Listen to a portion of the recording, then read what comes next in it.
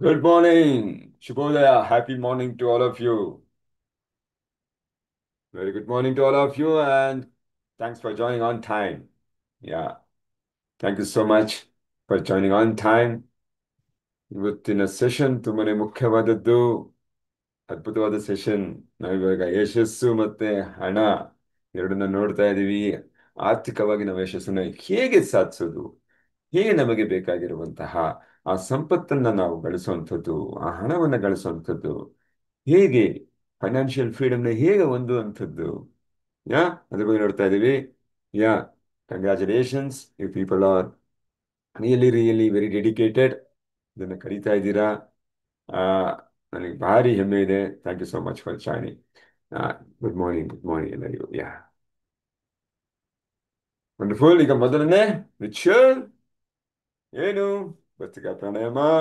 ಮೂರು ಸೆಟ್ಗಳು ಹತ್ತತ್ರ. ರೆಡಿ ಸ್ಟಡಿ, 1 2 3 ಗೋ.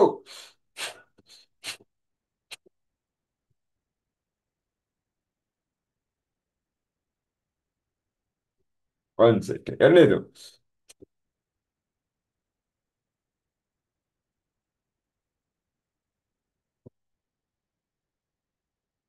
2 ಸೆಟ್. ಮೂರನೇದು.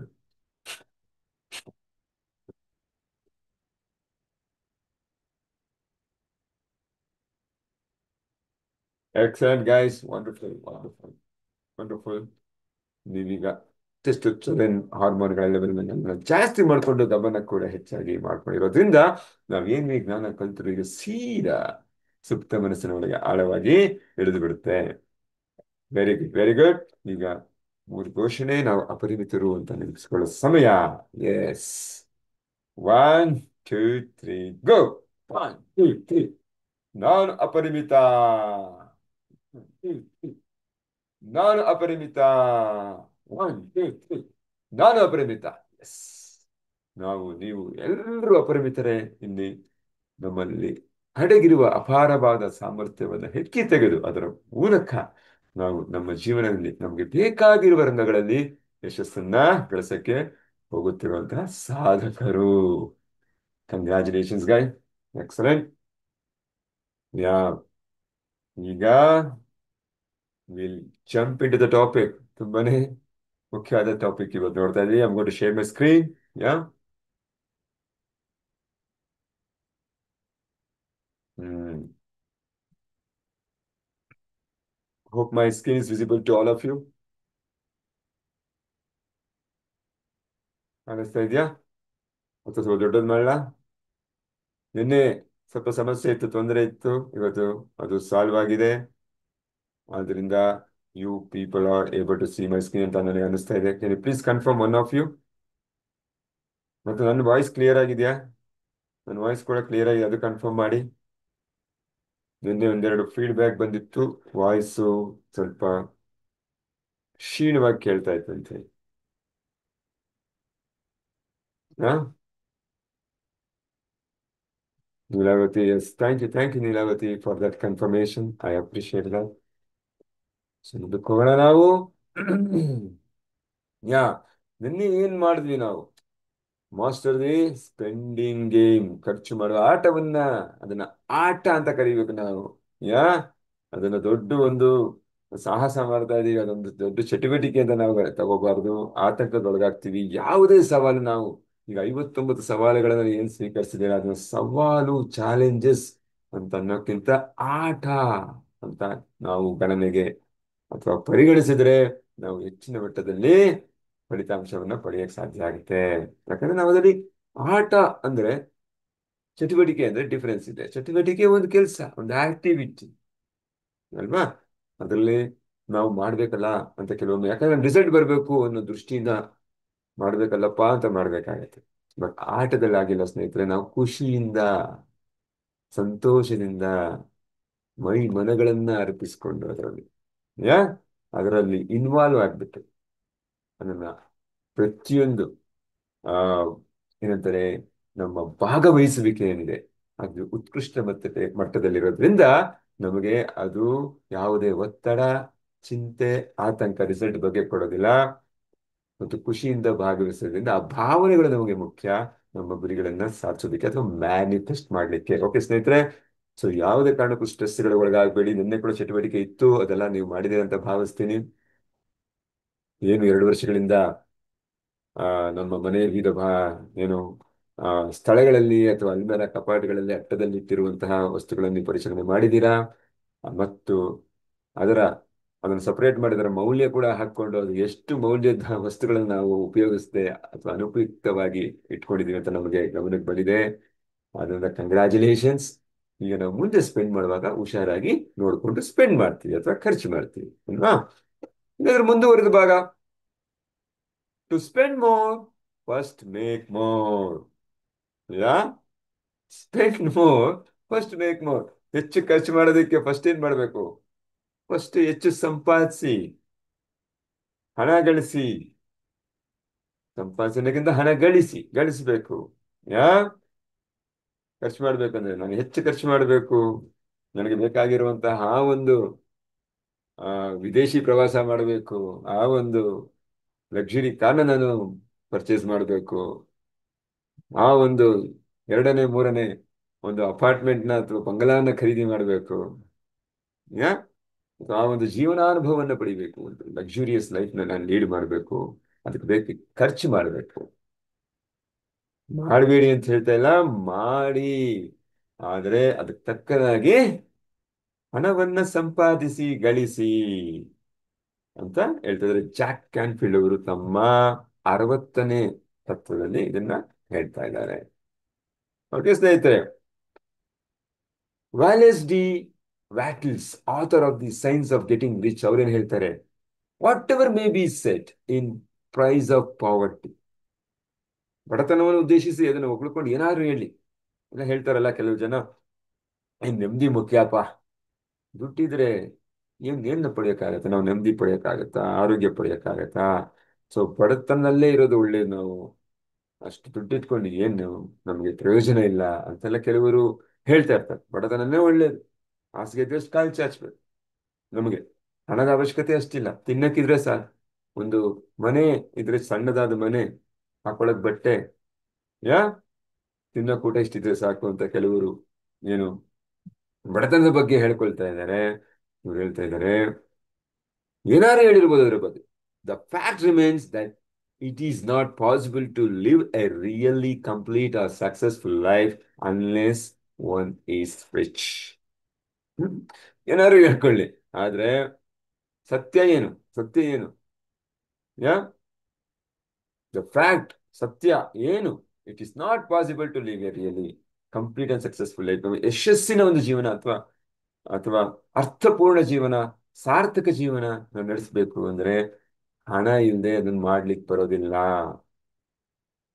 ಹಣ ಇದ್ರೇನೆ ನಮಗೆ ಬೇಕಾಗಿರುವಂತ ಎಲ್ಲವನ್ನು ನಾವು ಈ ಪ್ರಪಂಚದ ಮೇಲೆ ಬಂದಾಗ ಅದನ್ನೆಲ್ಲ ಅನುಭವಿಸಿ ಒಂದು ಸಾರ್ಥಕತೆಯನ್ನ ಪಡೆಯೋಕೆ ಸಾಧ್ಯ ಆಗುತ್ತೆ. ಆದ್ರಿಂದ ಸರ್ ಹೇಳ್ತಾರೆ, ಏನಾರು ಅನ್ಕೊಳ್ಳಿ, ಬಟ್ ಫ್ಯಾಕ್ಟ್ ಈಸ್ ಫ್ಯಾಕ್ಟ್, ಸತ್ಯ ಸತ್ಯನೇ. ಹಣ ಇಲ್ಲದೆ ನೀವು ಒಂದು ಅರ್ಥಪೂರ್ಣವಾದಂತ ಯಶಸ್ವಿಯಾದಂತ ಜೀವನ ಮಾಡ್ಲಿಕ್ಕೆ ಸಾಧ್ಯ ಇಲ್ಲ. ನಾನು ಬಡವ, ನಾನು ಯಶಸ್ವಿ ಅಂತ ಹೇಳಕ್ ಆಗೋದಿಲ್ಲ ಅಂತ ಹೇಳ್ತಾರೆ. ಬಟ್ 2 ವಿಧಾನಗಳಿದೆ, ಅವ್ರು ಹೇಳ್ತಾರೆ. Yeah, there are 2 ways to make money. Yeah, 2 ವಿಧಾನಗಳಿವೆ ದುಡ್ಡನ್ನ ಸಂಪಾದಿಸೋದಕ್ಕೆ ಅಥವಾ ಗಳಿಸೋದಕ್ಕೆ. ಒಂದು ನೆನೆ ಮಾತ್ರ ಸ್ಪೆಂಡ್ ಲೆಸ್ ಮನಿ, ಖರ್ಚನ್ನ ಕಡಿಮೆ ಮಾಡಿ. ಖರ್ಚನ್ನ ಕಡಿಮೆ ಮಾಡುವಂಥದ್ದು ಅಂದ್ರೆ, ಈ ತರ ನಾವು ಆಕ್ಟಿವಿಟಿ ಏನ್ ಮಾಡಿದೀವಿ, ಏನೇನ್ ಖರ್ಚು ಅನಗತ್ಯವಾಗಿ ನಾವು ಮಾಡ್ತಾ ಇದ್ದೀವಿ, ಅದನ್ನೆಲ್ಲ ಅವಾಯ್ಡ್ ಮಾಡಿ ಮಿಕ್ಕಿರೋ ಹಣನ ಯಾವ್ದಾದ್ರು ಹೂಡಿಕೆನಲ್ಲಿ ಹಾಕುವಂಥದ್ದು. ಅದು ಹಣವನ್ನ ಗಳಿಸುತ್ತೆ. ಅದರ ಮುಖಾಂತರ ನಮ್ಮ ಆ ಇಷ್ಟಗಳನ್ನ, ಬಯಕೆಗಳನ್ನ ತೀರಿಸ್ಕೊಡ್ಬೋದು. ಇನ್ನೊಂದು ವಿಧಾನ ಏನು? ಸುಮ್ಮನೆ ಹೆಚ್ಚು ದುಡ್ಡನ್ನ ಮಾಡಿ, ಹೆಚ್ಚು ದುಡ್ಡನ್ನ ಗಳಿಸಿ. ಈಗೇನ್ ನಾನು ಗಳಿಸ್ತಾ ಇದ್ದೀನಿ, ನಾನು ಏನು ಕೆಲಸದಲ್ಲಿ ಅಥವಾ ವ್ಯಾಪಾರದಲ್ಲಿ ನಾನು ಹಣ ಗಳಿಕೆ ಏನಿದೆ ನನ್ನ ಮಟ್ಟ, ಅದರ ಗುಣಮಟ್ಟ, ಅದರ ಮಟ್ಟವನ್ನು ಏನು ಮೇಲಕ್ಕೆ ತಗೊಂಡು ಹೋಗೋದು. ಫಾರ್ ಎಕ್ಸಾಂಪಲ್, ನನ್ನ ಕೆಲಸದಲ್ಲಿ ಈಗ 50,000 60,000 ಸಂಪಾದನೆ ಮಾಡ್ತಿದ್ರೆ, 1 ಲಕ್ಷ ಮಾಡ್ತಾ ಇದ್ರೆ 2 ಲಕ್ಷ ಮಾಡುವಂಥದ್ದು. ಒಂದು, ನನಗೆ ಬೇಕಾಗಿರೋ ಐಷಾರಾಮಿ ಜೀವನ ಮಾಡೋದಕ್ಕೆ ಇರೋ ಖರ್ಚು ವೆಚ್ಚಗಳಲ್ಲಿ ಅದನ್ನ ಉಳಿಸಿ ಅದನ್ನ ಬಳಸ್ಕೊಳ್ಳುವಂಥದ್ದು, ಅದರಿಂದ ಜೀವನಾನುಭವವನ್ನು ಪಡೆಯುವಂಥದ್ದು. ಇನ್ನೊಂದು, ನನ್ನ ಆದಾಯವನ್ನ ಹೆಚ್ಚು ಮಾಡಿಕೊಂಡು ಅದರಿಂದ ಬಂದಂತಹ ಹೆಚ್ಚು ಗಳಿಕೆ ಏನಿದೆ ಅದರಲ್ಲಿ ನನ್ನ ಬೇಕಾಗಿರುವಂತಹ ಆಸೆಗಳನ್ನ ಬಯಕೆಗಳನ್ನ ಅಥವಾ ಐಷಾರಾಮಿ ಜೀವನವನ್ನ ಅದಕ್ಕೆ ಬೇಕಾಗಿರುವಂತಹ ಅನುಭವಗಳನ್ನ ನಾವು ಪಡ್ಕೋಬಹುದು ಅಂತ ಹೇಳ್ತಾ ಇದ್ದಾರೆ. ಹೌ ಟು ಡೂ ಇಟ್ ಸ್ನೇಹಿತರೆ, ಹೇಗೆ how to make more money. ಗೊತ್ತಾಯ್ತು, ಥ್ಯಾಂಕ್ ಯು. ಒಂದು ಸೇವಿಂಗು, ಒಂದು ಅರ್ನ್ ಮೋರ್ ಗೊತ್ತಾಯ್ತು. ಹೇಗೆ ಮಾಡೋದು? ಫಸ್ಟ್ ಸ್ಟೆಪ್ ಏನು? Decide how much money you want. ಎಷ್ಟೊಂದು ಜನ ಈ ತಪ್ಪು ಮಾಡ್ತಾರೆ ಸ್ನೇಹಿತರೆ. ಎಷ್ಟು ದುಡ್ಡು ಬೇಕು? ನನಗೆ ತುಂಬಾ ಬೇಕು. ಎಷ್ಟು ಬೇಕು ಹೇಳ್ರಿ?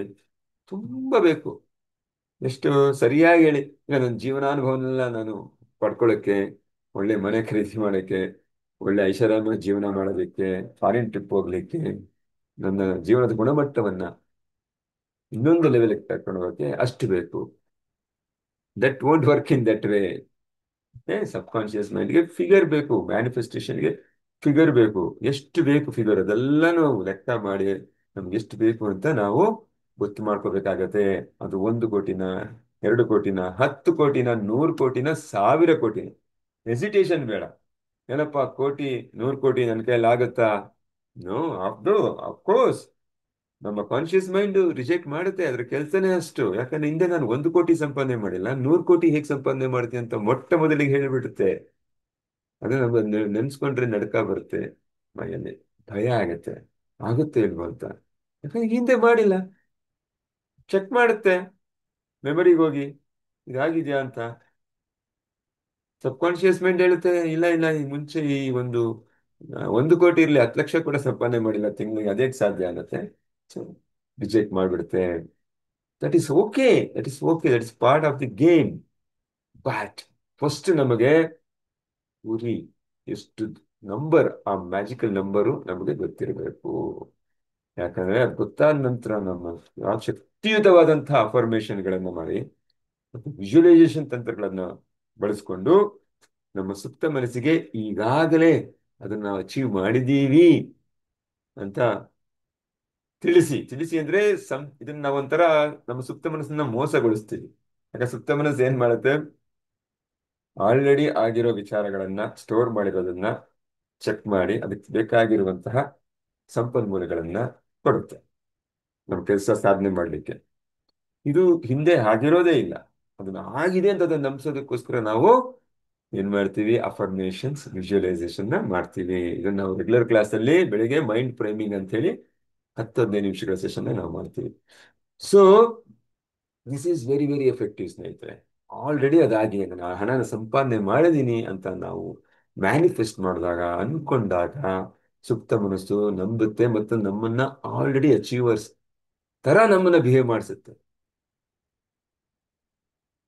ಆ ರೀತಿ ಅವಾಗ ನಮ್ಗೆ ಆಕ್ಷನ್ ಏನಿರುತ್ತೆ, ಒಬ್ಬ ಸಂಪತ್ತನ್ನ ಗಳಿಸಿರೋ ಶ್ರೀಮಂತ ವ್ಯಕ್ತಿ ಏನಿದೆ, ಆ ಹಣ ಅವನ ಹತ್ರ ಏನಿದೆ, ಅವಾಗ ಏನ್ ಬಿಹೇವ್ ಮಾಡ್ತಾನೆ ಆ ರೀತಿ ನಾವು ಬಿಹೇವ್ ಮಾಡ್ಲಿಕ್ಕೆ ಅಥವಾ ಆಕ್ಷನ್ ಕ್ರಮ ಕೈಗೊಳ್ಳಕ್ಕೆ ಅದು ನಮ್ಗೆ ಪ್ರೇರಣೆ ನೀಡ್ಬಿಡುತ್ತೆ. ಯಾಕಂದ್ರೆ ಅದು ನಂಬುತ್ತೆ. ಈಗ ಆ ಪ್ರೋಸೆಸ್ ಇಂದ ಅದು ನಂಬಿದೆ. ನಾವು ಆಲ್ರೆಡಿ ಶ್ರೀಮಂತರು ನಂಬಿದೆ. ಸೊ ಯಾವಾಗ ನಾವು ಶ್ರೀಮಂತರು ಮಾಡುತ್ತರ ಕ್ರಮಗಳನ್ನ ತಗೊಳಕ್ಕೆ ಶುರು ಮಾಡ್ತೀವೋ, ಸೊ ಅವ್ರಿಗೇನ್ ರಿಸಲ್ಟ್ ಸಿಗ್ತಾ ಇದೆ, ನಮಗೆ ಸಿಗಕ್ಕೆ ಹೋಗುತ್ತೆ. ಓಕೆ ಸ್ನೇಹಿತರೆ, that is first step. Please make sure ನಿಮ್ ನಂಬರ್ ಏನು ಅಂತ ಸಂಕೋಚ ಪಟ್ಕೋಬೇಡಿ. ಆಗತ್ತಾ ಇಲ್ವಾ ಡೌಟ್ ಇಟ್ಕೋಬೇಡಿ. ಎರಡನೇ ಸ್ಟೆಪ್ ಏನು? Ask yourself, what product service are additional value I can deliver to generate that money. Okay, ಈಗ ನನಗೆ ಇಷ್ಟು ಆದಾಯ ಇದೆ, 1 ಲಕ್ಷ ಇದೆ. ಈಗ ನನಗೆ 2 ಲಕ್ಷ ಬೇಕು. ಇನ್ನ 1 ಲಕ್ಷಕ್ಕೆ, ಆ 1 ಲಕ್ಷವನ್ನ ಗಳಿಸೋದಕ್ಕೆ ನಾನು ಏನ್ ಮಾಡಬೇಕು? ನಾನು ಯಾವ ಪದಾರ್ಥವನ್ನ ಬಳಸ್ಕೋಬೇಕು? ಅಥವಾ ಅದನ್ನ ನಾವು ಮಾರಾಟ ಮಾಡಬೇಕು ಅನ್ಕೊಂಡಿದ್ದೀನಿ, ಹೊಸದಾದ ಪದಾರ್ಥ ತಯಾರಿಸಿ, ಅಥವಾ ಯಾವುದೋ ಒಂದು ಸೇವೆ ನಾನು ಕೊಡಬಹುದು ಜನರಿಗೆ. ಯಾ ಯಾವುದೋ ಒಂದು ಅಡಿಷನಲ್ ವ್ಯಾಲ್ಯೂ ಕೊಡ್ಬೋದು. ನಾನು ಒಂದು ಮೌಲ್ಯವನ್ನು ನಾವು ಕೊಡಬೇಕು ನಮ್ಮ ಕಸ್ಟಮರ್ಸ್ಗೆ. ಆಲ್ರೆಡಿ ಕಸ್ಟಮರ್ಸ್ ಇದ್ದಾರೆ ವ್ಯಾಪಾರದಲ್ಲಿ, ಅವ್ರಿಗೆ ಹೆಚ್ಚಿನ ಮಟ್ಟದ ಏನು ತೃಪ್ತಿ ಪಡಿಸಿ ಅವ್ರು ಹೆಚ್ಚಿನ ಮಟ್ಟದ ಪದಾರ್ಥಗಳನ್ನು ನನ್ನಿಂದ ಖರೀದಿ ಮಾಡ್ತಾರೆ ವ್ಯಾಪಾರ ಆದ್ರೆ. ಯಾ ನಾನೊಂದು ಪ್ರಾಡಕ್ಟ್ ರೇಂಜ್ ಇರುತ್ತೆ, ಮತ್ತೆ ಇನ್ನೊಂದು ಪ್ರಾಡಕ್ಟ್ ರೇಂಜ್ ರಿಲೀಸ್ ಮಾಡಿದ್ರೆ ಅವ್ರಿಗೆ ಇಷ್ಟ ಆಗತ್ತಾ? ಯಾ ಅದರಿಂದ ಸೇಲ್ ಜಾಸ್ತಿ ಆಗುತ್ತಾ? ಅದರಿಂದ ಹೆಚ್ಚು ಹಣ ಗಳಿಕೆ ಬರುತ್ತಾ? ಇದೆಲ್ಲ ನಾವು ಯೋಚನೆ ಮಾಡ್ಬೇಕು. ಕೆಲಸನೇ ಶುರು ಮಾಡದೇ ಇರೋರು ಅವರು ಕೂಡ ಮನೇಲಿ ಕೂತ್ಕೊಂಡು ಏನ್ ಮಾಡ್ಬೋದು? ಹೊಸದಾಗಿ ನಾನು ಯಾವ ವ್ಯಾಪಾರ ಮಾಡಿ ಹಣವನ್ನು ಗಳಿಕೆ ಮಾಡಬಹುದು? ಯಾವ ಒಂದು ಸರ್ವಿಸ್ನ ಸೇವೆ ಮಾಡಿ ಮನೇಲಿ ಕುತ್ಕೊಂಡು ಮಾಡಬೇಕು, ಅದು ಸೆಕೆಂಡ್ ಸ್ಟೆಪ್. ಮೂರನೇದೇನು, ಥರ್ಡ್ ಸ್ಟೆಪ್ ಏನು, simply to develop and deliver that product. Yes, ಅದನ್ನ ಯೋಚನೆ ಮಾಡಿದ್ವಿ, ಐಡೆಂಟಿಫೈ ಮಾಡಿದ್ವಿ, ಈಗ ಅದನ್ನ ಕಾರ್ಯರೂಪಕ್ಕೆ ತರಬೇಕು, ಎಕ್ಸಿಕ್ಯೂಟ್ ಮಾಡಬೇಕು, ಇಂಪ್ಲಿಮೆಂಟ್ ಮಾಡಬೇಕು. ಆ ಪ್ರಾಡಕ್ಟ್ ನ ತಲೆಗೆ ಬಂತು. ಈಗ ಅಡಿಷನಲ್ ಆಗಿರುವಂತಹ ಈ ಒಂದು ಪ್ರಾಡಕ್ಟ್ ರೇಂಜ್ ನ ಇಟ್ಕೊಂಡು ಈಗ ನನಗೆ ಬರ್ತಾರೋ ಆದಾಯಕ್ಕಿಂತ ಇದರ ಬೆಲೆ ಇಷ್ಟು ಕ್ವಾಂಟಿಟಿನ ನಾನು ಸೇಲ್ ಮಾಡಿದ್ರೆ ನನಗೆ ಇದರ ದುಪ್ಪಟ್ಟು ಬೆಲೆ ಬರುತ್ತೆ, ಹಾಗಾಗಿ ನನ್ನ ಇನ್ಕಮ್ ದುಪ್ಪಟ್ಟಾಗುತ್ತೆ ಅಂತ ಒಬ್ಬ ವ್ಯಾಪಾರಸ್ಥ ಪ್ಲಾನ್ ಮಾಡಬಹುದು. ಹಾಗಾಗಿ ಮೂರು ಹಂತಗಳಿಂದ ಮೂಲಕ ನಾವು ಹೆಚ್ಚು ದುಡ್ಡನ್ನ ಗಳಿಸಬಹುದು. ಸೊ ಯಾವ್ದು idea number 1, more money. Idea number 1 ಏನು, become an entrepreneur. What does it mean by that?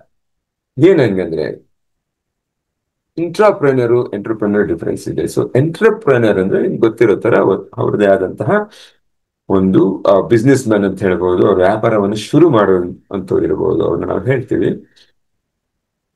ಇವಾಗ ಕೆಲಸದಲ್ಲಿ ನಾವೇನಾದ್ರು ಇದ್ರೆ, ಫಾರ್ ಎಕ್ಸಾಂಪಲ್ ಕೆಲಸದಲ್ಲಿ ನಾವು ಒಂದು ಕಂಪನಿಯಲ್ಲಿ ಸಂಸ್ಥೆಯಲ್ಲಿ ಕೆಲಸ ಮಾಡ್ತಾ ಇದ್ರೆ ನಾವೇನ್ ಮಾಡ್ಬೇಕಾಗತ್ತೆ, ನಮ್ಮ ಏನು ಮ್ಯಾನೇಜರ್ಸ್ ಏನಿರ್ತಾರೆ, ಬಾಸಸ್ ಇರ್ತಾರೆ, ಅವ್ರನ್ನ ನಾವು ಕನ್ವಿನ್ಸ್ ಮಾಡೋಕ್ಕಾಗತ್ತೆ. ಏನ್ ಕನ್ವಿನ್ಸ್, ನಾವು ಸ್ಟಡಿ ಮಾಡ್ತೀವಿ ಕಂಪನಿನಲ್ಲಿ ಸೂಕ್ಷ್ಮವಾಗಿ ಅವಲೋಕನ ಮಾಡಿದಾಗ ಎಲ್ಲೋ ಒಂದು ಕಡೆ ಯಾವುದೋ ಒಂದು ದುಡ್ಡು ಜನರೇಟ್ ಮಾಡೋ ಒಂದು ಅಂಶನ ನೆಗ್ಲೆಕ್ಟ್ ಮಾಡಿರ್ತಾರೆ ಜನ, ಅದನ್ನ ಗಮನಿಸಿರೋಲ್ಲ. ಅದು ದುಡ್ಡು ಗಳಿಸೋದಾದ್ರೂ ಇರಬಹುದು ಅಥವಾ ದುಡ್ಡು ಸೇವ್ ಮಾಡೋದಾದ್ರೂ ಇರಬಹುದು. ಆ ಒಂದು ಅಂಶವನ್ನು ನಾವು ಗಮನಿಸಿ ಅದರ ಬಗ್ಗೆ ಒಂದು ವರದಿ ತಯಾರಿಸಿ ಅದನ್ನ ನಾವು ಮ್ಯಾನೇಜ್ಮೆಂಟ್ಗೆ ಕೊಟ್ಟಾಗ ಮ್ಯಾನೇಜ್ಮೆಂಟು ಅದರಿಂದ ಸಂಪ್ರೀತಗೊಂಡು ನಮ್ಗೆ ಬೇಕಾಗಿರುವಂತಹ ಬೋನಸ್ ಆಗಲಿ, ಅರಿಯರ್ಸ್ ಆಗಲಿ, ರೆಕಗ್ನಿಷನ್ ಬೋನಸ್ ಆಗಲಿ ಏನಾದ್ರೂ ಕೊಡ್ತಾರೆ. ಜೊತೆಗೆ ಪ್ರಮೋಷನ್ ಕೂಡ ಸಿಗಬಹುದು. ಏನ್ ಹೇಳ್ಬೋದು, ಫಾರ್ ಎಕ್ಸಾಂಪಲ್ ನಾವ್ ಹೇಗ್ ಕೊಡ್ಬೋದು ಅಂದ್ರೆ, ಈಗ ಈಗ ಟ್ರಾನ್ಸ್ಪೋರ್ಟೇಶನ್ ಇರುತ್ತೆ. ಟ್ರಾನ್ಸ್ಪೋರ್ಟೇಶನ್ ನಮ್ಮ ಇಂಡಿಯನ್ ಕಂಪನಿಲಿ ಮಾಡಿದ್ರು. ಯಾರಾದ್ರೂ ಎಂಪ್ಲಾಯಿ ಮನೆಗೆ ಹೋಗ್ಬೇಕು, ಅರ್ಜೆಂಟ್ ಆಗಿ ಬೇರೆ ಕಡೆ ಹೋಗ್ಬೇಕಂದ್ರೆ ಒಂದು ಗಾಡಿನ ಡಿಪ್ಲಾಯ್ ಮಾಡ್ತೀವಿ ಅವರಿಗೆ, ಕ್ಯಾಬ್ನ, ಒಂದು ಸಪರೇಟ್ ಕಾರ್ನ. ಕೇಳ್ದಾಗೆಲ್ಲ ಇವಾಗ ನೀವು 1 ಗಂಟೆಗೆ ಹೊರಡಬೇಕು, ಅದೆಷ್ಟೇ ಕಿಲೋಮೀಟರ್ಲಿ ಒಂದು ಗಾಡಿ ಡಿಪ್ಲಾಯ್ ಆಗುತ್ತೆ, ಇಲ್ಲಿಂದ ಅವನ್ನ ಕರ್ಕೊಂಡು ಹೋಗಿ ಅಷ್ಟು ಕಿಲೋಮೀಟರ್ಗಳು ದೂರ ಬಿಡುತ್ತೆ, ಮತ್ತೆ ಖಾಲಿ ಬರುತ್ತೆ. ಈ ರೀತಿ ಇರ್ತಾ ಇತ್ತು. ಆಮೇಲೆ ಒಬ್ರು ಐಡಿಯಾ ಕೊಟ್ರು, ಹೀಗೆ ಮಾಡಿದ್ರೆ ನಮಗೆ ಕಾಸ್ಟ್ ಜಾಸ್ತಿ ಆಗುತ್ತೆ, ಖರ್ಚು ವೆಚ್ಚ ಹೆಚ್ಚಾಗುತ್ತೆ, ಕಂಪನಿಗೆ ಟ್ರಾನ್ಸ್ಪೋರ್ಟೇಶನ್ ಕಾಸ್ಟ್ ಜಾಸ್ತಿ ಆಗುತ್ತೆ. ನಾವೊಂದು ಪ್ಲಾನ್ ಮಾಡೋಣ, ವಿಲ್ ಫಿಕ್ಸ್ ಸಮ್ ಟೈಮ್. ಏನ್ ಟೈಮು, ಮಧ್ಯಾಹ್ನ 12 ಗಂಟೆಗೆ ಒಂದು ಕ್ಯಾಬು, ಮತ್ತೆ 4 ಗಂಟೆಗೆ ಒಂದು ಕ್ಯಾಬು, 6 ಗಂಟೆಗೆ ಒಂದು ಕ್ಯಾಬು, ಇದನ್ನು ಫಿಕ್ಸ್ ಮಾಡೋಣ. ಹೋಗ್ಬೇಕಾದವ್ರು ಮೊದಲೇ ಇಂಟಿಮೇಟ್ ಮಾಡಿ ಅದರ ಆಧಾರದ ಮೇಲೆ ನಾವು ಎಷ್ಟು ಸಂಖ್ಯೆಗಳಷ್ಟು ಕ್ಯಾಬ್ ಅಥವಾ ಟ್ರಾನ್ಸ್ಪೋರ್ಟೇಶನ್ ಸರ್ವಿಸ್ನ ನಾವು ಪಡ್ಕೋಬಹುದು, ಅಷ್ಟು ಗಾಡಿಗಳನ್ನ ನಾವು ಡೆಪ್ಲಾಯ್ ಮಾಡ್ಬೋದು. ಅವಾಗ ನಾವು ಕಾಸ್ಟ್ ಸೇವ್ ಮಾಡ್ತೀವಿ. ಇಲ್ಲಾಂದ್ರೆ ಒಬ್ಬ ವ್ಯಕ್ತಿಗೆ ಒಂದು ರೂಟಿನಲ್ಲಿ ಮತ್ತೆ 5 ನಿಮಿಷಕ್ಕೆ ಇನ್ನೊಬ್ಬ ವ್ಯಕ್ತಿ ಬಂದಿರ್ತಾನೆ, ಅವ್ನು ಇನ್ನೊಂದು ಗಾಡಿ, ರೌಟಿಂಗ್ ಒಂದೇ ಇರುತ್ತೆ, ಅದೇ ರೂಟ್, ಬಟ್ 2 ಗಾಡಿ ಹೋಗೋದ್ರಿಂದ ಹೆಚ್ಚು ಖರ್ಚು ವೆಚ್ಚ ಆಗ್ತಾ ಇರುತ್ತೆ. ಹಾಗಾಗಿ ಅದನ್ನ ಅವರು ಇಂಪ್ಲಿಮೆಂಟ್ ಮಾಡ್ತಾರೆ. ಸೊ 3 ಸಮಯ ನಿಗದಿ ಮಾಡ್ತಾರೆ. ಯಾರಿಗಾದ್ರೂ ಹೋಗ್ಬೇಕು ಮನೆ ಕ್ವಿಕ್ಕಾಗಿ ಅಂತ ಹೇಳಿದ್ರೆ, ಎಮರ್ಜೆನ್ಸಿ ಇದ್ರೆ ಅಥವಾ ಬೇರೆ ಅವರ ಬೇರೆ ಬ್ರಾಂಚ್ಗಳಿಗೆ ಹೋಗ್ಬೇಕು ಅಂದ್ರೆ ಮೊದಲೇ ಇಂಟಿಮೇಟ್ ಮಾಡ್ಬೇಕಾಗುತ್ತೆ. ಅದ್ರ ಪ್ರಕಾರ ಗಾಡಿಗಳನ್ನ ಡಿಪ್ಲಾಯ್ ಮಾಡ್ತಾರೆ. ಅದರಲ್ಲಿ ಒಬ್ಬ ಹೋಗ್ತಾರೆ ಸ್ಥಳದಲ್ಲಿ, ಈಗ 3, 4, 5 ಜನ ಹೋಗೋ ತರ ಆಗುತ್ತೆ. ಸೊ ಕಂಪನಿಗೆ ಕಾಸ್ಟ್ ಸೇವ್ ಆಗುತ್ತೆ. ಸೊ ಕಂಪನಿಗೆ ಅಪಾರವಾದಂತ ಲಕ್ಷಾಂತರ ರೂಪಾಯಿ ಖರ್ಚಾಗ್ತಾ ಆಗಿರೋದನ್ನ ತಪ್ಪಿಸಿದಾನೆ ಅಂದ್ಮೇಲೆ ದುಡ್ಡು ಕೊಡ್ಲಿಕ್ಕೇನು, ರೆಕಗ್ನಿಷನ್ ಕೊಡ್ತಾರೆ. ಅದರ ಒಂದು ಸ್ವಲ್ಪ ಪರ್ಸೆಂಟೇಜ್ ಕೊಟ್ರೆ ಎಷ್ಟೋ ದುಡ್ಡು. ಸೊ ದಟ್ಸ್ ಹೌ ನಾವು ಒಂದು ಯಾವ ಒಂದು ಕ್ಷೇತ್ರ ನಮ್ಮ ಕಂಪನಿಯಲ್ಲಿ ಇದೆ ಅನ್ನೋದನ್ನ ಗಾಢವಾಗಿ ಗಮನ ಇಟ್ಟು ಗಮನಿಸಿ ಅದನ್ನ ಸಜೆಷನ್ಸ್ ಕೊಟ್ರೆ, ಕಂಪನಿಗೆ ಲಾಭ ಮಾಡಿದ್ರೆ ಕಂಪನಿಯವರು ನಮಗೆ ಖಂಡಿತವಾಗಲೂ ಹೆಚ್ಚಿನ ಮಟ್ಟದ ಹಣವನ್ನ ನೀಡ್ತಾರೆ. ಓಕೆ, ಅದೇನಾದ್ರು ಇರ್ಬೋದು, ವೆಂಡರ್ ರಿಲೇಶನ್ಶಿಪ್ ಇರ್ಬೋದು. ವೆಂಡರ್ಸ್ ಏನ್ ಮಾಡ್ತಾ ಇದ್ದಾರೆ ಅವ್ರಿಗೆ, ಫಾರ್ ಎಕ್ಸಾಂಪಲ್ ನನ್ನ ಕೇಸಲ್ಲಿ ಹೇಳ್ಬೇಕು ಅಂತ ಹೇಳಿದ್ರೆ, ನನ್ನ ಪರ್ಸನಲ್ ಆಗಿ ಸಪ್ಲೈ ಚೈನ್ ಅಲ್ಲಿ ಇರುವಾಗ ಫಾರಿನ್ ವೆಂಡರ್ಸ್ ನಾವು ಐಟಮ್ಸ್ಗಳು ತಗೊಳ್ತಾ ಇರ್ತೀವಿ. ಓಕೆ, ಏನ್ ಬೇಕು, ಐ ವಾಸ್ ಇಂಟು ಏರೋಸ್ಪೇಸ್ ಅಲ್ಲಿ ಅದಕ್ಕೆ ಬೇಕಾಗಿರುವಂತ ಸಾಮಗ್ರಿಗಳನ್ನ ನಾವು ಪರ್ಚೇಸ್ ಮಾಡ್ತಾ ಇರ್ತೀವಿ, ಚೈನಾದಿಂದ, ಅಮೆರಿಕದಿಂದ, ಯುರೋಪ್ ಇಂದ, ಎಲ್ಲಾ ಕಡೆ. ನಾವು ಪ್ರತಿ ಸಾರಿ ಆರ್ಡರ್ ಪ್ಲೇಸ್ ಮಾಡ್ತೀವಿ, ಯಾಕೆ ನಮ್ಗೆ ಆರ್ಡರ್ ಬಂದಾಗ ರಾ ಮೆಟೀರಿಯಲ್ಸ್ ನ ನಾವು ಪರ್ಚೇಸ್ ಮಾಡ್ಬೇಕಾಗತ್ತೆ. ಅದನ್ನ ತಯಾರಿಸೋದಿಕ್ಕೆ ಏನು ಪ್ರಾಡಕ್ಟ್ ನ ಅದನ್ನ ನಾವು ನೋಡ್ತೀವಿ. ದೇಶದ ಪ್ರಪಂಚದ ವಿವಿಧ ಭಾಗಗಳಲ್ಲಿ ರಾ ಮೆಟೀರಿಯಲ್ ಇದೆ ಅಂತ ಹೇಳಿ ಅದನ್ನ ಐಡೆಂಟಿಫೈ ಮಾಡಿ ಮೊದಲೇ ನಾವು ಕಂಡಿಡ್ಕೊಂಡಿರ್ತೀವಿ ಎಲ್ಲಿ ಕಡಿಮೆ ರೇಟ್ ಕೊಡ್ತಾ ಇರ್ತಾರೆ ಅಂತ ಹೇಳ್ಬಿಟ್ಟು ಅವ್ರ ಕಾಂಟ್ರಾಕ್ಟ್ ಮಾಡ್ಕೊಂಡಿರ್ತೀವಿ. ಸೊ ಆರ್ಡರ್ ಪ್ಲೇಸ್ ಮಾಡಿದಾಗ ಅವ್ರು ಸಪ್ಲೈ ಮಾಡ್ತಾರೆ ಇಷ್ಟು ದಿನಗಳಲ್ಲಿ ಅಂತ ಹೇಳಿ ಅಗ್ರಿಮೆಂಟ್ ಪ್ರಕಾರ. ಅದರಲ್ಲಿ ಪದೇ ಪದೇ ಆರ್ಡರ್ ಆಗ್ತಾ ಇರುವಾಗ ನನಗೊಂದು ಐಡಿಯಾ ಬಂತು. ಓಕೆ, ಈ ವ್ಯಕ್ತಿ ಹತ್ರ ನಾವು ಇಷ್ಟು ಆರ್ಡರ್ನ ಪದೇ ಪದೇ ಆಗ್ತಾ ಇದೀವಿ, ಅವ್ರ ಹತ್ರ ಯಾಕೆ ನಾವು ನೆಗೋಷಿಯೇಟ್ ಮಾಡಬಾರ್ದು ಪ್ರೈಸ್ ನ ಕಡಿಮೆ ಮಾಡ್ಲಿಕ್ಕೆ ಅಂತ ಹೇಳಿ ಅವ್ರಿಗೆ ನಾವು ಪ್ರೊಜೆಕ್ಷನ್ ಅನ್ನ ಕೊಟ್ವಿ.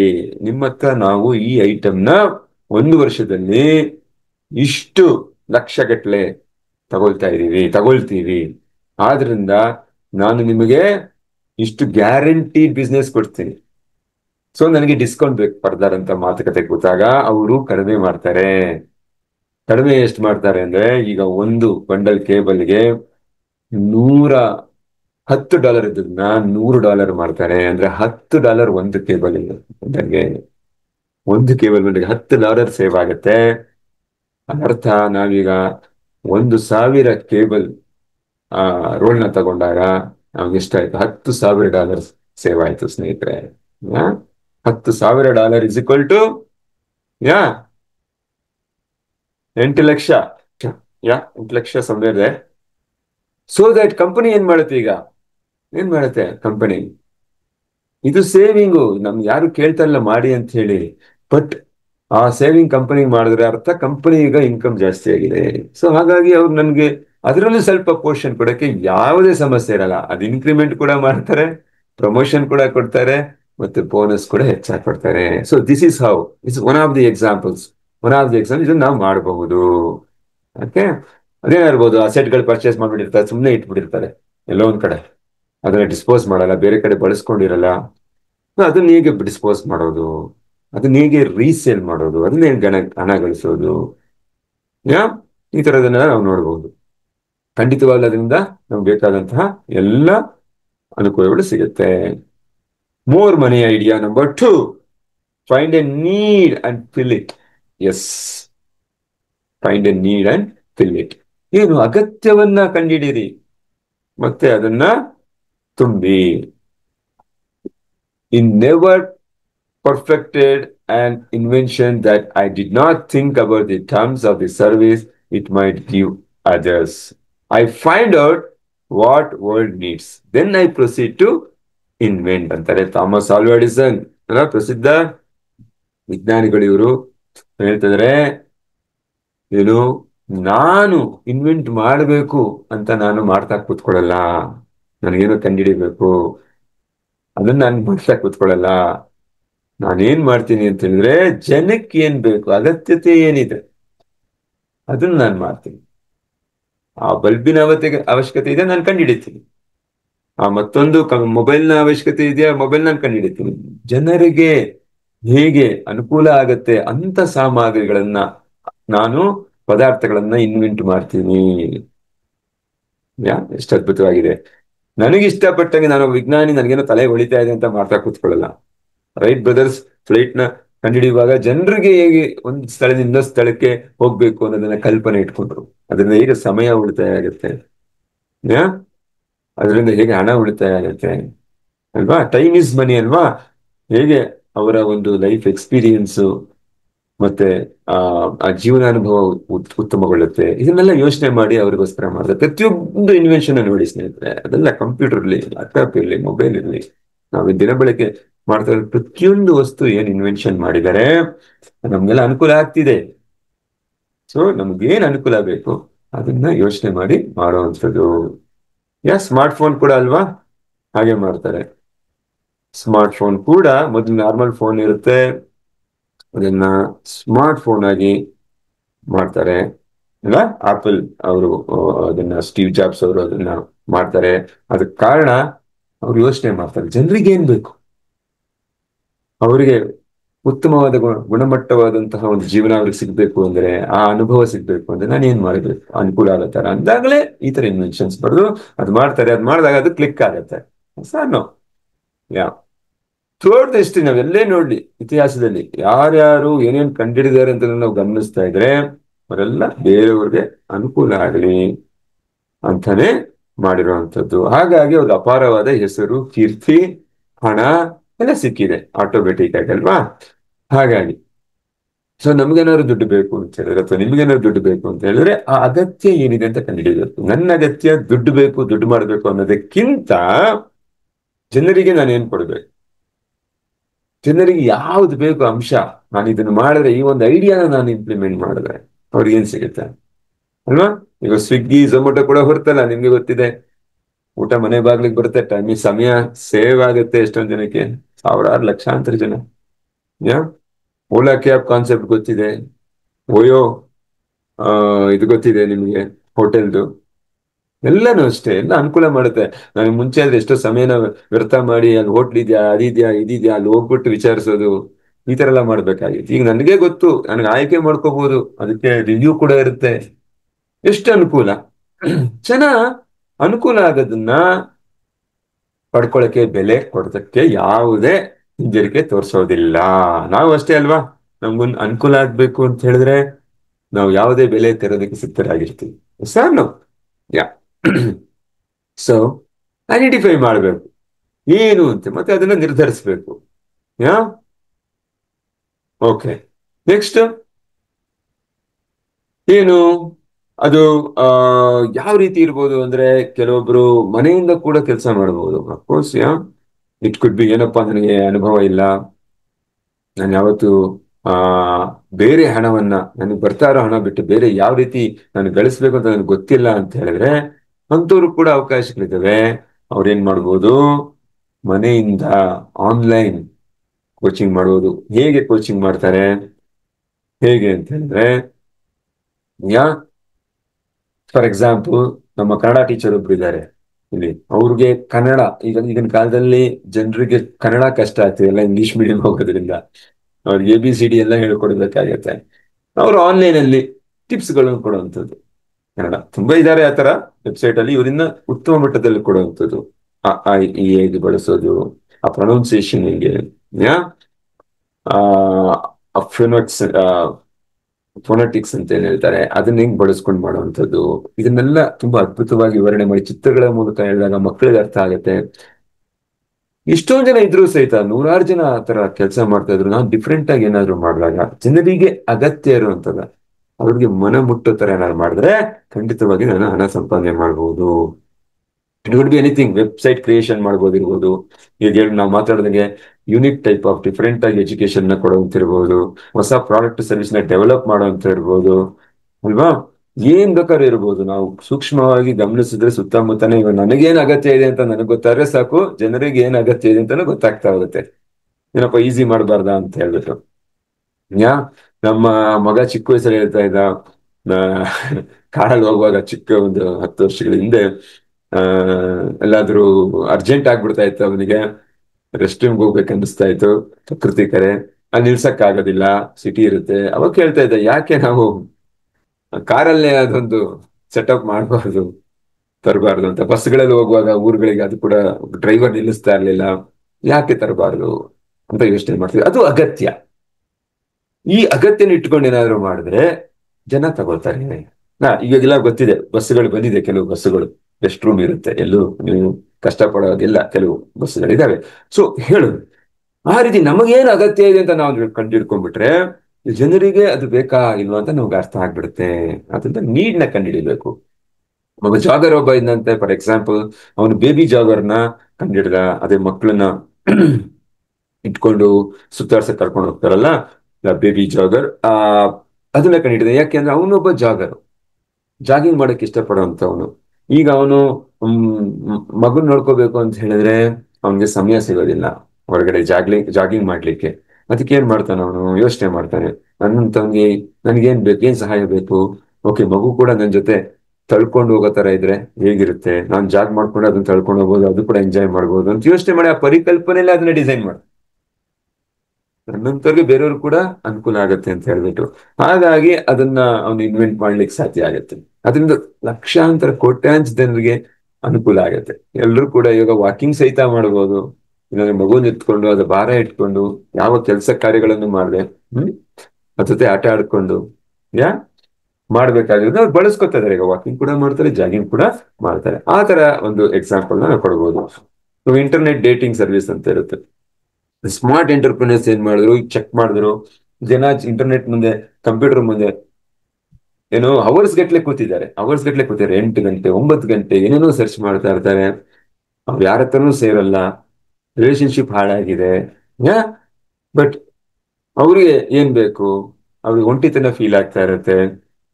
ಅವ್ರಿಗೆ ಡೇಟಿಂಗ್ ಆಪ್ ನ ತರ್ತಾರೆ. ಅವ್ರು ಇನ್ನೊಬ್ರು ಯಾರು ಪರಿಚಯ ಆಗತ್ತೆ, ಅವ್ರ ಹತ್ರ ಮಾತುಕತೆ ಆಡಿದಾಗ ಅಥವಾ ಹೊರಗಡೆ ಭೇಟಿಯಾದಾಗ ಅವ್ರು ಕಂಪ್ಯೂಟರ್ ನಿಂದ ಈಚೆ ಬಂದು, ಆ ಒಂದು ಜೀವನದಿಂದ ಈಚೆ ಬಂದು, ಆ ಒಂದು ಅಡಿಕ್ಷನ್ ಇಂದ ಈಚೆ ಬಂದು ಬೇರೆಯಾದ ಜೀವನಾನುಭವವನ್ನ ಪಡಿತಾರೆ ಅಂದಾಗ ಅದನ್ನ ಜನಕ್ಕೆ ತುಂಬಾ ಇಷ್ಟ ಆಯ್ತು, ಅದು ಕ್ಲಿಕ್ ಆಯ್ತು ಅಲ್ವಾ. ಇವತ್ತು ಕೂಡ ತುಂಬಾ ಜನ ಅದನ್ನು ಬಳಸ್ಕೊಂಡು ಅದ್ರ ಲಾಭನ ಪಡ್ಕೊಂತ ಇದ್ದಾರೆ. ಈ ತರ ಡಿಫ್ರೆಂಟ್ ಆಗಿ ಯೋಚನೆ ಮಾಡಬೇಕು. ಮತ್ತೆ ದೆನ್ ಐಡೆಂಟಿಫೈ ದಿ ನೀಡ್. ಅದ್ ಯಾರಿಗಾದ್ರು ಮಾಡ್ಬೋದು, ಯಾರು ಬೇಕಾದ್ರೂ ಮಾಡ್ಬೋದು. ಸ್ಟೂಡೆಂಟ್ ಮಾಡ್ಬೋದು, ಹೌಸ್ ವೈಫ್ ಮಾಡ್ಬೋದು, ಮನೆಯಲ್ಲಿ ಗೃಹಿಣಿಯರು ಕೂಡ ಮಾಡ್ಬೋದು, ಪ್ರತಿಯೊಬ್ರು ಕೂಡ ಮಾಡ್ಬೋದು, ಹೊಸದಾಗಿ ಏನಾದ್ರು ಮಾಡ್ಬೋದು. ಓಕೆ, ಅಂದ್ರೆ ಪ್ಯಾರಲಲ್ ಇನ್ಕಮ್ ನ ನಾವು ಸೃಷ್ಟಿ ಮಾಡ್ಕೋಬಹುದು. ಪ್ರತಿಯೊಬ್ಬರಿಗೂ ಆ ಒಂದು ಸಾಮರ್ಥ್ಯ ಇದೆ. ಅದು ಕೆಲವು ಎಕ್ಸಾಂಪಲ್ಸ್ ಗಳಿದಾವೆ ಇಲ್ಲಿ. ಫುಡ್ ಸೇಫ್ಟಿ ಡಾಟ್ಸ್ ನ ಒಬ್ರು ಕಂಡುಹಿಡಿತಾರೆ, ಮೈಕ್ ಅಂತ ಹೇಳ್ಬಿಟ್ಟು. ಅವ್ರಿಗೆ ಏನಂದ್ರೆ ಒಂದು ಫುಡ್ ಚೈನ್ ಇಂಡಸ್ಟ್ರಿ ಇರ್ತಾರೆ, ರೆಸ್ಟೋರೆಂಟ್ಗಳಲ್ಲಿ ಈ ಮಾಂಸಾಹಾರಗಳನ್ನ ಅವರು ಬಳಸ್ತಾ ಇರುವಾಗ ಅದು ಎಕ್ಸ್ಪೈರಿ ಡೇಟ್ ಗೊತ್ತಾಗಲ್ಲ. ಯಾವ್ದು ಫಸ್ಟ್ ಮಾಂಸ ಲಾಟ್ ಬಂದಿದೆ, ನೆಕ್ಸ್ಟ್ ಯಾವ್ದು ಬಂದಿದೆ, ಅದನ್ನ ವಿಂಗಡಣೆ ಮಾಡಕ್ ಕಷ್ಟ ಆಗ್ತಾ ಇರುತ್ತೆ. ಅವಾಗ ಅವ್ರಿಗೆ 10 ದಿನದ ಹಿಂದೆ ಕೊಟ್ಬಿಡೋ ಸಾಧ್ಯತೆ ಇರುತ್ತೆ ಕಸ್ಟಮರ್ಗೆ, ಅದರಿಂದ ತೊಂದರೆಗಳಾಗ್ತಾ ಇರುತ್ತೆ. ಹಾಗಾಗಿ ಎಕ್ಸ್ಪೈರಿ ಡೇಟ್ಗಳನ್ನ ಅದು ಯಾವವರೆಗೂ ಅದು ಒಳಗಡೆ ಅದನ್ನ ಬಳಸ್ಕೋಬೇಕು ಅಂತ ಅನ್ನೋದಕ್ಕೆ ಅವರು ಒಂದು ಸ್ಟಿಕ್ಕರ್ ಗಳನ್ನ ಕಂಡುಹಿಡಿತಾರೆ. ಅದು ಕೂಡ ಹೆಲ್ಪ್ ಆಗತ್ತೆ. That is called day dots. ಅವ್ರು ವೀಕ್ ಇರುತ್ತೆ, ವೀಕಲ್ಲಿ ಹೆಸರು ಬರೆದು ಡೇಟ್ ನ ಬರ್ದಿರ್ತಾರೆ. ಅದರ ಆಧಾರದ ಮೇಲೆ ಎಷ್ಟು ದಿನಗಳು ಹಳೆಯದು ಅಂತ ಗೊತ್ತಾಗಕ್ಕೆ ಸಾಧ್ಯ ಆಗುತ್ತೆ. ಇದು ಅವ್ರಿಗೆ ಕಷ್ಟ ಆಯ್ತು. ಅವರು ರೆಸ್ಟೋರೆಂಟ್ ಅಲ್ಲಿ ಅವ್ರು ಯೋಚನೆ ಮಾಡಿದ್ರು ಈ ತರ ಮಾಡಿದ್ರೆ ಸಾಧ್ಯ ಆಗುತ್ತೆ ಅಂತ. ಅದ್ ಮಾಡಿದಾಗ ಇವತ್ತಿಗೆ ಅವ್ರಿಗೆ ಮಿಲಿಯನ್ ಗಟ್ಟಲೆ ವ್ಯಾಪಾರ ಅದರಿಂದ ಆಗ್ತಾ ಇದೆ. ಅದೇ ತರ ಲಿಂಡಾ ಅಂಡ್ ರಾ ಅವ್ರೇನ್ ಮಾಡ್ತಾರೆ, ವಿ ದ ಪೀಪಲ್ ಅನ್ನೋ ಒಂದು ಕಂಪನಿ ಶುರು ಮಾಡ್ತಾರೆ. ಅವ್ರೇನು ಮಾರ್ಕೆಟ್ ಪ್ಲೇಸ್, ಯಾರು ನೋಡ್ತಾ ಇರ್ತಾರೆ, ಒಂದು ಸಜೆಷನ್ ಬೇಕು ಅವ್ರ ಹತ್ರ, ಕೂತ್ಕೊಂಡು ಒಂದು ಲಾಯರ್ ಹತ್ರ ಸಜೆಷನ್ ಬೇಕು, ಮತ್ತೆ ಲೀಗಲ್ ಅಡ್ವೈಸ್ ಬೇಕು ಅಂತ ಹೇಳಿದಾಗ ಅವ್ರಿಗೆ ಒಂದು ಒಂದು ಏನಂತ ರೀಸನಬಲ್ ರೇಟ್. ಅದು ಎಷ್ಟೋ ಜನಕ್ಕೆ ಲಾ ಅಂದ್ರೆ ಏನು ಗೊತ್ತಿರೋ, ಲೀಗಲ್ ಪಾಯಿಂಟ್ಸ್ ಗೊತ್ತಿರೋದಿಲ್ಲ. ಯಾರ ಹತ್ರನೋ ಹೋಗ್ತಾರೆ, ಏನೋ ರೇಟ್ ಹೇಳ್ತಾರೆ, ಇದಕ್ಕೆ ಇಷ್ಟ ಅಂತ ಹೇಳ್ತಾರೆ, ಕೊಡ್ತಾರೆ, ಓಡಾಡ್ತಾ ಇರ್ತಾರೆ ಕಚೇರಿಗಳಿಗೆ. ಅಲ್ಲಿ ಇಲ್ಲಿ ಏನು ಕೋರ್ಟು ಕಚೇರಿ ಎಲ್ಲ ಅಲಿತಾ ಇರ್ತಾರೆ. ಪ್ರತಿ ಸರಿನೂ ಲಾಯರ್ ಕೊಡಬೇಕು, ಮತ್ತೊಂದು ಮಾಡ್ಬೇಕು. ಅದೆಲ್ಲ ಸಿಂಪ್ಲಿಫೈ ಮಾಡಕ್ಕೆ ಇವ್ರೇನ್ ಮಾಡ್ತಾರೆ, ಇಲ್ಲ ನಾವು ನಿಮಗೆ ಒಳ್ಳೆಯ ಸರ್ವಿಸ್ ಅನ್ನ ಕೊಡ್ತೀವಿ, ಇಷ್ಟು ದುಡ್ಡಿಗೆ ನಿಮ್ಗೆ ಈ ಸರ್ವಿಸ್ ನ ಕೊಡ್ತೀವಿ ಅಂತ ಡಿಫ್ರೆಂಟ್ ಆಗಿ ಮಾಡ್ತಾರೆ. ಹಾಗಾಗಿ ಕಸ್ಟಮರ್ಸ್ ಬರಕ್ ಶುರು ಆಗ್ತಾರೆ. ಅಂದ್ರೆ ಅವ್ರ ಪ್ರಾಬ್ಲಮ್, ಜನ ಎಷ್ಟು ಕಷ್ಟ ಪಡ್ತಾರೆ, ನಾನ ಇಲ್ದೆ ಬೇರೆಯವ್ರ ಹತ್ರ ಅಲ್ದಾಡ್ಕೊಂಡು ಆ ಪ್ರಾಬ್ಲಮ್ ನ ಅವ್ರು ಐಡೆಂಟಿಫೈ ಮಾಡ್ತಾರೆ, ಅದಕ್ಕೆ ಸೊಲ್ಯೂಷನ್ ಕೊಡ್ತಾರೆ, ಅವ್ರಿಗೆ ದುಡ್ಡು ಗಳಿಸ್ತಾರೆ. ಮತ್ತೆ ಚಿಕನ್ ಸೂಪ್ ಫಾರ್ ದಿ ಸೋಲ್ ಅನ್ನೋ ಎಕ್ಸಾಂಪಲ್ ಹೇಳ್ತಾರೆ. 8 ಮಿಲಿಯನ್ಸ್ ಕಾಪಿ ಇದನ್ನ ಮಾರಾಟ ಮಾಡ್ತಾರೆ ಕಸ್ಟಮರ್ಸು. ಅದ್ರಲ್ಲಿ ಏನು ಸಕ್ಸಸ್ ಸ್ಟೋರಿನ ಅವ್ರು ಬರೀತಾರೆ ಎಲ್ಲಾರ್ದು.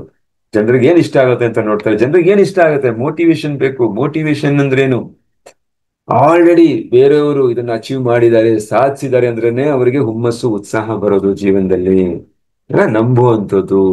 ಯಾವಾಗ ಬೇರೆಯವ್ರು ಮಾಡ್ಲಿಕ್ಕೆ ಸಾಧ್ಯ ಆಗಿದೆ ಅಂದಾಗ ನನಗೂ ಮಾಡಕ್ ಸಾಧ್ಯ ಆಗಿದೆ ಅಂತ ಒಂದು ಆತ್ಮವಿಶ್ವಾಸ ಬಂದಾಗ ಆ ವ್ಯಕ್ತಿ ಅದನ್ನ ಮಾಡ್ಲಿಕ್ಕೆ ಹೊಡ್ತಾನೆ. ಇಷ್ಟ ದಿನ ಮಾಡಕ್ ಏನು ಅವ್ನು ಹಿಂಜರಿತಾ ಇರ್ತಾನೆ, ನನ್ನಲ್ಲಿ ಸಾಮರ್ಥ್ಯ ಇದೆಯೋ ಇಲ್ವೋ ಅಂತ ಡೌಟ್ ಇರ್ತದೆ, ಅದು ನಿವಾರಣೆ ಆಗುತ್ತೆ. ಯಾಕಂದ್ರೆ ಈಗ ಒಂದು ಎಕ್ಸಾಂಪಲ್ ಇದೆ, ಲೈವ್ ಎಕ್ಸಾಂಪಲ್. ಆಲ್ರೆಡಿ ಒಬ್ಬ ವ್ಯಕ್ತಿ ಮಾಡಿದ್ದಾನೆ, ನಾನು ಕೂಡ ಮಾಡಬಲ್ಲೆ ಅಂತ ಪ್ರೇರಣೆ ಇರುತ್ತೆ. ಅದು that is very very important. ಆ ಮೋಟಿವೇಶನ್, ಆ ಇನ್ಸ್ಪಿರೇಷನ್.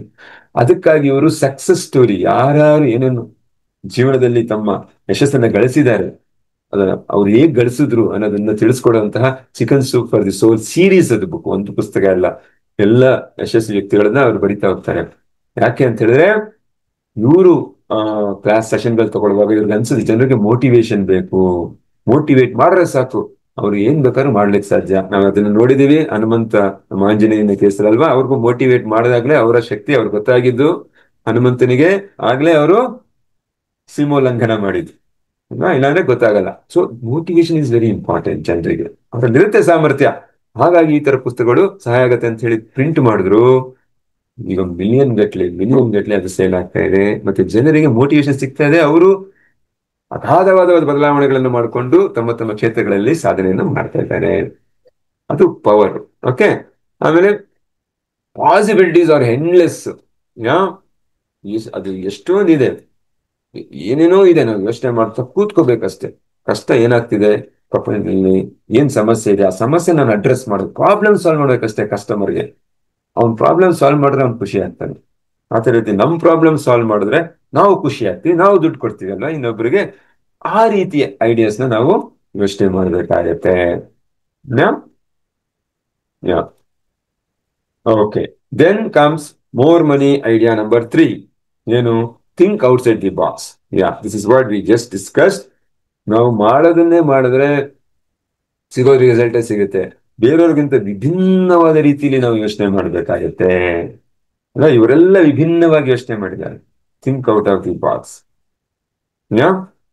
ಸೊ ಹಾಗಾಗಿ ಆಫೀಸಲ್ಲಿ ಕಚೇರಿಯಲ್ಲಿ ಹೇಳ್ತಾ ಇರ್ತಾರೆ ಅನ್ಸುತ್ತೆ, ಈ ಬೇರೆ ತರ ಯೋಚನೆ ಮಾಡ್ರಿ, ವಿಭಿನ್ನವಾಗಿ ಯೋಚನೆ ಮಾಡಿ, ವಿಭಿನ್ನವಾದ ಐಡಿಯಾಗಳನ್ನ ತಗೊಂಡ್ ಬನ್ನಿ ಅಂತ ಹೇಳ್ಬಿಟ್ಟು ಆ ರೀತಿ ಒಂದು ಯೋಚನೆನ ನಾವು ಮಾಡಬೇಕಾಗುತ್ತೆ. ಹೇಗೆ? ಫಾರ್ ಎಕ್ಸಾಂಪಲ್ ಹೇಳಿದ್ರೆ, ಡೇವ್ ಲಿನಿಯರ್, ಸಿಇಒ ಆಫ್ ರೀಮ್ಯಾಕ್ಸ್, ಇವರು ಕೂಡ ಹಲವಾರು ರಿಯಲ್ ಎಸ್ಟೇಟ್ ಏಜೆಂಟ್ಸ್ಗಳಿರ್ತಾರೆ. ಅವ್ರಿಗೆಲ್ಲ ಅನ್ಆರ್ಗನೈಸ್ಡ್ ಆಗಿರ್ತಾರೆ. ಅನ್ಆರ್ಗನೈಸ್ಡ್ ಅಂದ್ರೆ ವ್ಯವಸ್ಥೆ ಇರೋದಿಲ್ಲ, ಆಫೀಸ್ ಇರೋದಿಲ್ಲ, ಕಚೇರಿ ಇಲ್ಲ, ಒಬ್ಬೊಬ್ರು ಬ್ರೋಕರ್ ಅವ್ರು ಇವ್ರು ಅಂತ ಇರ್ತಾರೆ. ಬಟ್ ಅವ್ರಿಗೆ ಪೇಪರ್ ವರ್ಕ್ ಮಾಡ್ಬೇಕಾಗತ್ತೆ, ಕ್ಲೈಂಟ್ಸ್ ಜೊತೆ ಮಾತಾಡ್ಬೇಕಾಗತ್ತೆ, ಕೂತ್ಕೊಳ್ಳೋಕೆ ಸ್ಥಳ ಇರಲ್ಲ, ಆಫೀಸ್ ಮಾಡ್ಲಿಕ್ಕೆ ಹಣ ಇರೋದಿಲ್ಲ. ಸಾವಿರಾರು ಜನಕ್ಕೆ ಈಗೆಲ್ಲ ರಸ್ತೆನಲ್ಲೋ ಹೋಟ್ಲಲ್ಲೋ ಮತ್ತಲ್ಲೋ ಭೇಟಿ ಮಾಡಿ ತುಂಬಾ ಅನಾನುಕೂಲ ಆಗ್ತಾ ಇರೋದೇ, ಬಿಸ್ನೆಸ್ ಕೂಡ ಕಳ್ಕೊಂತ ಇರ್ತಾರೆ. ಅದರಿಂದ ಇವರೊಂದು ಐಡಿಯಾ ಮಾಡ್ತಾರೆ, ಓಕೆ ನಾವೊಂದು ಕಚೇರಿ ತರ ಮಾಡಿ ಅಲ್ಲಿ ಒಂದೊಂದು ಟೇಬಲ್ನ ನಾವು ಕೊಟ್ಬಿಡೋಣ, ರೆಂಟ್ ಔಟ್ ಮಾಡ್ಬಿಡೋಣ, ತಿಂಗಳಿಗೆ $500 ಅವ್ರು ಉಪಯೋಗಿಸ್ಕೊಳ್ಳಿ. ಅದಕ್ಕೆ ಮತ್ತೆ ಅವ್ರಿಗೆ ಅನುಕೂಲಕ್ಕೆ ರಿಸೆಪ್ಷನಿಸ್ಟ್ ಇಡೋಣ. ಓಕೆ, ಒಂದು ಆಫೀಸ್ ಅಟ್ಮಾಸ್ಫಿಯರ್ ಕೊಡೋಣ. ಈಗ ಕೋಲೊಕೇಶನ್ ಎಲ್ಲ ಬಂದಿದೆಯಲ್ಲ, ಈಗ ನಾವು ಕೆಲಸ ಮಾಡ್ತೀವಲ್ಲ, ಆ ರೀತಿ ಆಗ್ಲೇನೆ ಅವ್ರು ಯೋಚನೆ ಮಾಡ್ಬಿಟ್ಟಿದ್ದಾರೆ. ಸೊ ಅದನ್ನ ಶುರು ಮಾಡ್ತಾರೆ. ಅದೆಷ್ಟೋ ಜನಕ್ಕೆ ಅನುಕೂಲ ಆಗುತ್ತೆ. ಅವ್ರಿಗೆ ಆಫೀಸ್ ಇಲ್ಲ ಅಂದ್ರೂ ಅವ್ರ ಕ್ಲೈಂಟ್ ನ ಕರ್ಕೊಂಬಂದು ಈ ಸ್ಥಳ ನನ್ನ ಟೇಬಲ್ ನಂದು, ಇಲ್ಲಿ ಕುತ್ಕೊಂಡು ಮಾತಾಡಿ ಅದನ್ನ ಡೀಲ್ನ ಅವರು ಫೈನಲೈಸ್ ಮಾಡ್ಲಿಕ್ಕಾಗತ್ತೆ. ಅದರಿಂದ ಅಪಾರವಾದ ಹಣವನ್ನು ಗಳಿಸಕ್ಕೆ ಅವ್ರಿಗೆ ಸಾಧ್ಯ ಆಗತ್ತೆ. ಸೊ ಆ ಒಂದು thinking out of the box concept ಅದು ಅಲ್ವಾ. ಪ್ರಾಬ್ಲಮ್ ಇದೆ ಅಂತ ಗೊತ್ತು, ಬಟ್ ಬೇರೆಯವ್ರು ಏನ್ ಮಾಡ್ತಾರೆ, ನಾನ್ ಡಿಫ್ರೆಂಟ್ ಆಗಿ ಮಾಡೋಣ ಅಂತ ಮಾಡಿದಾಗ ಇದಾಗತ್ತೆ ಸ್ನೇಹಿತರೆ. ಅದರ ಪರಿಣಾಮವಾಗಿ 92,000 ಏಜೆಂಟ್ಗಳು ಇದ್ದಾರೆ. 50 ಕಂಟ್ರಿನಲ್ಲಿ ಆ ಕಂಪನಿ ಸ್ಪ್ರೆಡ್ ಆಗುತ್ತೆ. ಅಷ್ಟು ದೊಡ್ಡ ಪ್ರಮಾಣದಲ್ಲಿ ಅದು ಬೆಳೆಯುತ್ತೆ. So more money idea number 4, start A business on the internet. ಈಗ ಏನು? ಎಲ್ಲ ಆನ್ಲೈನ್ ಬಿಸ್ನೆಸ್, ಪ್ರಾಡಕ್ಟ್ ಸರ್ವಿಸ್ ಎಲ್ಲ ಆನ್ಲೈನ್, ಅದನ್ನು ಕೂಡ ಮಾಡ್ಬೋದು ನಾವು. ಹಾಗೆ ನಾವು ಮಾತಾಡಿದ್ವಿ, ನಿಮ್ಮಲ್ಲಿರೋ ಒಂದು ಕಲೆ, ಯಾವುದೋ ಒಂದು ವಿದ್ಯೆ, ಅದನ್ನ ಬೇರೆಯವ್ರಿಗೆ ಹಂಚ್ಬೋದು. ಯಾವುದೋ ಅಡಿಗೆ ಚೆನ್ನಾಗಿ ಬರುತ್ತಾ, ಅಡಿಗೆ ನಾನು ಮಾಡಿ ಆ ಏನೋ ಅದನ್ನ ಕೂಡ ಬೇರೆಯವ್ರಿಗೆ ಮಾರಾಟ ಮಾಡ್ಬೋದು. ಪದಾರ್ಥವನ್ನ, ನಮ್ಮಲ್ಲಿ ಕಲೆ ಚೆನ್ನಾಗಿದ್ರೆ, ಟೇಸ್ಟ್ ಚೆನ್ನಾಗಿದ್ರೆ ಜನ ಅದನ್ನ ತಗೊಳ್ತಾರೆ. ಅದೇ ರೀತಿ ನನಗೇನೋ ಡ್ರಾಯಿಂಗ್ ಮಾಡೋದು ಗೊತ್ತಾ, ನನ್ಗೇನೋ ಪೇಂಟಿಂಗ್ ಮಾಡ್ಲಿಕ್ಕೆ ಗೊತ್ತಾ, ಸಂಗೀತ ಗೊತ್ತಾ, ನನ್ ಕನ್ನಡ ಚೆನ್ನಾಗಿ ಹೇಳ್ಕೊಡೋದು ಗೊತ್ತಾ, ಇಂಗ್ಲಿಷ್ ಹೇಳ್ಕೊಡೋದು ಗೊತ್ತಾ, ಮ್ಯಾಥ್ಸ್ ಹೇಳ್ಕೊಡೋದು ಗೊತ್ತಾ, ಟ್ಯೂಷನ್ ಇರಬಹುದು, ನನಗೆ ಗೊತ್ತಿರೋ ಒಂದು ಕೊಳಲು ಯಾವ್ದು ಇನ್ಸ್ಟ್ರೂಮೆಂಟ್ ನನಗೆ ಗೊತ್ತಿರಬಹುದು, ಅದನ್ನ ಬೇರೆಯವ್ರಿಗೆ ಹೇಳ್ಕೊಡ್ಬಹುದು. ಸೊ ಎಷ್ಟೋ ವಿಧಾನಗಳಿದೆ. ಯಾಕಂದ್ರೆ ಜನರಿಗೆ ಅದಕ್ಕೆಲ್ಲರಿಗೂ ಕಸ್ಟಮರ್ ಇದ್ದಾರೆ, ಯಾರೋ ಒಬ್ರು ಕಾಯ್ತಾ ಇರ್ತಾರೆ, ಇದನ್ನ ನಾನು ಕಲಿಬೇಕು. ನನ್ನ ಕ್ಲಾಸ್ಗಳಿಗೆ ಹೋಗಿ, ಆಫ್ಲೈನ್ ಕ್ಲಾಸ್ಗಳಿಗೆ ಹೋಗಿ ಸಮಯ ಕೊಡ್ಲಿಕ್ಕೆ ಆಗೋದಿಲ್ಲ ನನಗೆ, ನನ್ನ ಕಂಫರ್ಟ್ ಟೈಮ್ ನಾನು ಕಲಿಬೇಕು ಅಂತ ಆನ್ಲೈನ್ ಇಂದ ಕಲಿಬೇಕು ಅನ್ನೋರೇ ಈಗ ಎಲ್ಲ 95% ಇರುವಂಥದ್ದು ಅಲ್ವಾ. ಆದ್ರಿಂದ ಅದನ್ನ ಬಳಸ್ಕೋಬಹುದು, ಅದನ್ನ ಹಣವನ್ನ ಸಂಪಾದನೆ ಮಾಡಬಹುದು. More money idea number 5, join A networking marketing company. ಇದು ತುಂಬಾ ಈಸಿ ಕೂಡ, ಸೇರ್ಲಿಕ್ಕೆ ಈಸಿ. ಸೊ ಅದ್ರಲ್ಲಿ ಕೆಲಸ ಮಾಡಿದ್ರೆ ನಮ್ಮ ಪರಿಶ್ರಮಕ್ಕೆ ತಕ್ಕಂತೆ ಹೆಚ್ಚು ಹಣವನ್ನ ಇದರಲ್ಲಿ ಕೂಡ ಪ್ಯಾರಲ್ ಇನ್ಕಮ್ ನ ನಾವು ಪಡ್ಕೋಬಹುದು. ಎಸ್, ಇದ್ರಲ್ಲಿ ಯಾವುದೇ ಇನ್ವೆಸ್ಟ್ಮೆಂಟ್ ಇರೋದಿಲ್ಲ. ಆದ್ರಿಂದ ಹೆಚ್ಚು ಪರಿಶ್ರಮವನ್ನ ಹಾಕಿದಾಗ ಏನು ನಾವು ಬೇರೆಯವರು ಏನ್ ಮಾಡ್ತಾ ಇದ್ದೀವಿ ಡಿಫ್ರೆಂಟ್ ಆಗಿ ನಾವು ಏನು ಪರಿಶ್ರಮವನ್ನ ನಮ್ಮ ಡೆಡಿಕೇಶನ್ ಅನ್ನ ತೋರಿಸಿದಾಗ ಇಲ್ಲಿ ಕೂಡ ಹೆಚ್ಚು ಹಣವನ್ನ ಗಳಿಸಬಹುದು. ನಮ್ಮ ಕೆಲಸ ಏನ್ ಮಾಡ್ತಾ ಇದೀವಿ ಪ್ಯಾರಲಲ್ ಆಗಿ ಇನ್ನೊಂದು ಇನ್ಕಮ್ ಸ್ಟ್ರೀಮ್ ನ ಜನರೇಟ್ ಮಾಡಬಹುದು.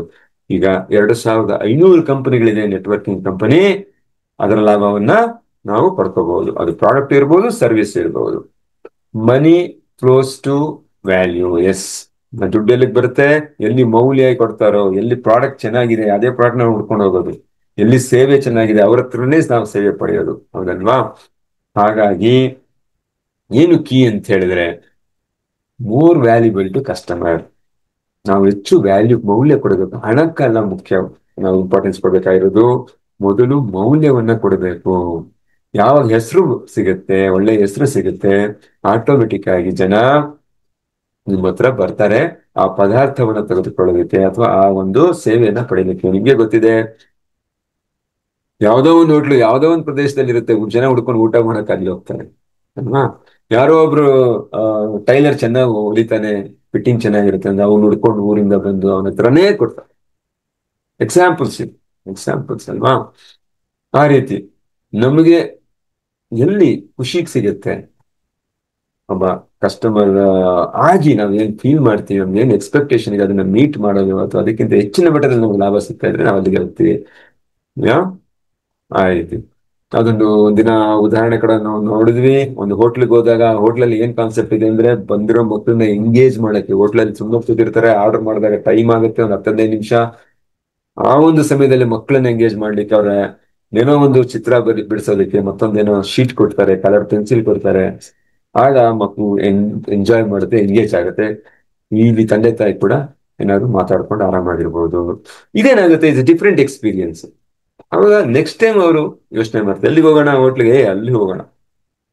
ಅವರು ಇದೆಲ್ಲ ಹೆಚ್ಚಿನದಂತಹ ಒಂದು ಜೀವನಾನುಭವನ ಕೊಡ್ತಾರೆ. ಅವಾಗ ಇದಕ್ಕೆ ಹೋದ್ರೆ ಅಲ್ಲಿಗೆ ಹೋಗೋಣ ಅಂತ ನಾವು ಹೋಗ್ತೀವಿ, ಫಾರ್ ನೋ ಎಕ್ಸ್ಟ್ರಾ ಕಾಸ್ಟ್, ಯಾವುದೇ ಅಡಿಷನಲ್ ದುಡ್ಡು ತಗೊಳ್ಳದೆ ಈ ಒಂದು ಸೇವೆನ ಕೊಡೋದ್ರಿಂದ ಇಷ್ಟವಾಗುತ್ತೆ ನಮ್ಗೆ, ಅಲ್ಲಿ ಹೋಗ್ತೀವಿ. This is one of the examples ಸ್ನೇಹಿತರೆ.